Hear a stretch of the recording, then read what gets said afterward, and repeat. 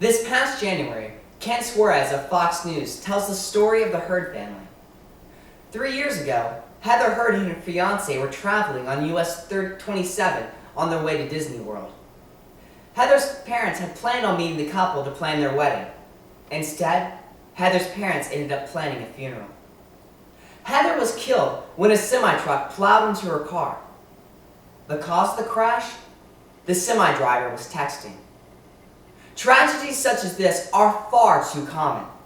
In November of 2010, the American Journal of Public Health reports on a study conducted by the University of North Texas. Researchers at North Texas analyzed statistics taken from the National Highway Traffic Safety Administration. The study found that between 2002 and 2007, over 16,000 people died in accidents caused by drivers texting. These aren't just faceless statistics, but people just like you and me. There's something that we can do to stop these horrific tragedies, and that's what I want to talk with you about today. It's time that Florida bans texting while driving. We'll be covering 3 issues. First, we'll see that texting while driving impairs a driver's reaction time. Second, we'll see that the majority of the states have bans in place. And third, we'll see what we can do to implement a ban here in Florida. Let's first take a look at how texting impairs a driver's reaction time. Several studies have been conducted that highlights the risk of texting while driving. The Virginia Tech Transportation Institute reports that in July of 2009, in a study, that when drivers texted, the risks of a car crash or near car crash went up by 23%. Let's take this in perspective. We all know how dangerous it is to drive under the influence of drugs or alcohol. But how many of us realize how dangerous it is to drive while texting? Consider the Times report on a study conducted by the Transport Research Laboratory in September 2008. Their study reports that when a driver's blood alcohol limit was at the legal limit, the driver's reaction time was impaired by 10%. When the driver smoked pot, the driver's reaction time was impaired by 20%. When the driver texted, the reaction time was impaired by 35%.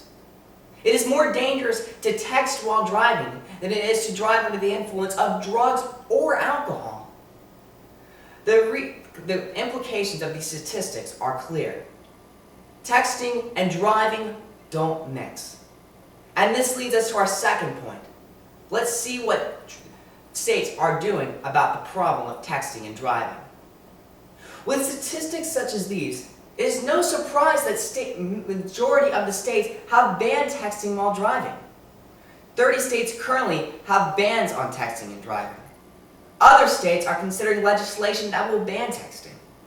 The federal government implemented a ban for its 4.5 million workers. There's no doubt that it is time for Florida to implement a ban of its own. Let's now take a look at what we can do to make that ban happen. First, we must be the change that we want to see in our community. If we want to see texting while driving end, we must lead by example and stop texting ourselves. And just as important, we need to encourage others to do the same. If the text message is that important, pull over to the side of the road and respond to the text message. The risks of a car crash are just too great. Second, we must contact our local representatives and encourage them to implement a ban. Either write them, call them, or email them and share your concern with them. Some of you may be wondering, if the need for banning texting while driving is so great, well, why hasn't there been a law passed already? Here's why. Some opponents of a texting ban argue that since we can't arrest every single violator of the law, we shouldn't just pass a law at all. But that logic is flawed. Here's why. Consider the similarities between texting laws and speeding laws. We can't arrest every single driver who speeds, but we still have speeding laws in place. Why? In the same way that speeding fines motivate drivers to change their driving habits, So will texting fines encourage drivers to change their texting habits. In addition, opponents of a texting ban argue that the real problem isn't texting, but the fact that drivers are distracted. This is true, but why are drivers distracted? One of the main reasons that drivers are distracted today is because of texting. It makes common sense to ban texting, especially since numerous studies have linked texting with car accidents that have claimed thousands of lives. This is why we must encourage our lawmakers to implement a ban on texting. But we can't just wait around for a ban to take place. We need to take action ourselves and stop texting. And just as important, we need to encourage others to do the same. In conclusion, let's review the points we've covered today. First, we saw that texting while driving impairs the reaction time of the driver. We found out, surprisingly enough and shockingly, that it is more dangerous to text while driving than it is to drive under the influence of either drugs or alcohol. And because of these statistics, we found out in point number 2 that the majority of the states have banned texting while driving. And this led us finally to point number 3. And we found out what we can do to implement a ban on texting here in Florida. First, we need to stop texting ourselves, and we need to encourage others to do the same and stop texting.